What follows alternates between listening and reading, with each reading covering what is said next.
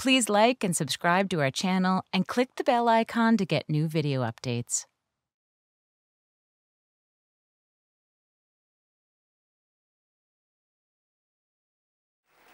I literally blundered my way through my childhood. Some of these blunders were related to being in the wrong place or doing things at the wrong time, and many of them were related to just misinterpreting situations that were right in front of me. I was the kid the first day of middle school who actually got off the bus at the wrong school. And the problem with that is everybody remembers that, and then you're the kid that got off at the wrong school.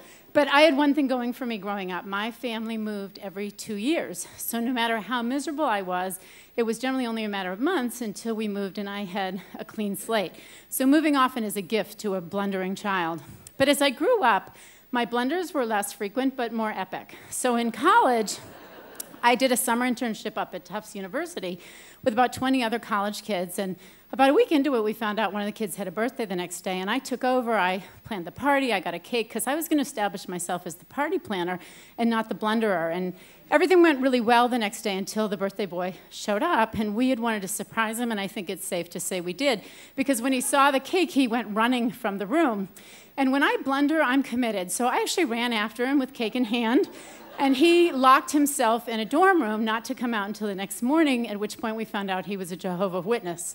Now, if that connection doesn't work for you, it turns out that Jehovah's Witnesses don't celebrate their own birthdays. They only celebrate the birth of Jesus.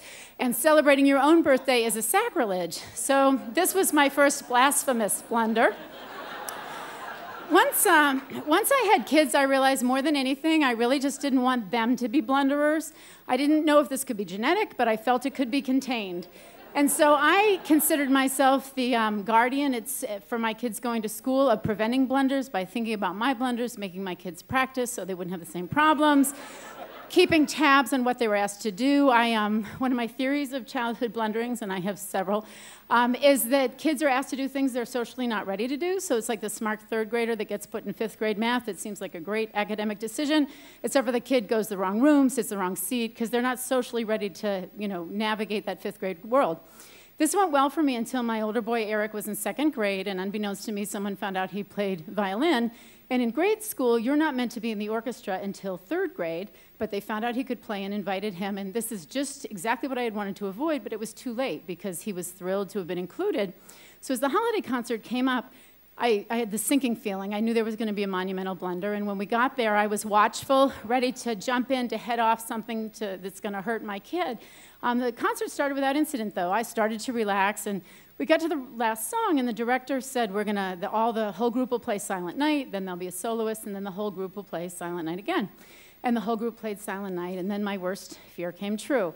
All the kids sat down except for Eric, and this is exactly what happens to young kids. They don't listen, they don't know what they're meant to be, and for all I knew, he didn't know what soloist meant. But I realized it wasn't too late. I could fix this. He did not have to be the kid that stood up during someone else's solo for the rest of his life. So I stared at him, and I willed him to sit down, and I just gently moved my hand. But it turns out I'm not a Jedi Knight, and it didn't work. So I said, sit down, moving my hands a little bit more, nothing.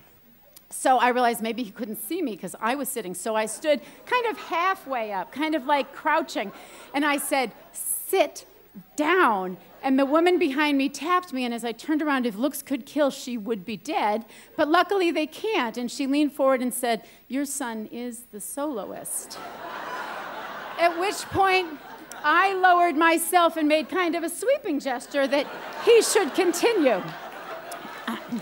So this is a two-tiered blunder. This is the obvious blunder that I ruined a concert, but it's the parental blunder of being the mom that's so uninvolved that she didn't realize her kid was the soloist. So 2 weeks later, I'm taking my other kid to a swim meet, and I am going to put an end to this impression that I'm uninvolved, and I'm going to cheer louder and longer than any other person in the stands. So my kid starts his race, and I am clapping, and I am screaming, and I am saying his name loudly over and over, length after length, and I am the most involved parent, and I feel great right until the kid I'm cheering for sits down next to me in the stands fully dressed. But I'm committed, and I keep cheering. And my son Grant looks up at him, he says, why are you still cheering? And bitterly I said, it's important to cheer for all the children. Everybody's trying hard. And he nodded, and then he said, why are you still shouting my name? And then through gritted teeth I said, how do you know it's not that child's name? Do you really think you're the only kid here named Grant? To which he said, yes, and I had to give him that. It's really a very uncommon name in the States. But after these two events, I realized I had accomplished my goal. My kids weren't going to be known as blunderers because I was doing it for them. So some people do their kids' homework. I blunder for my kids. And to this day, for my family, I embarrass them at several school events every year.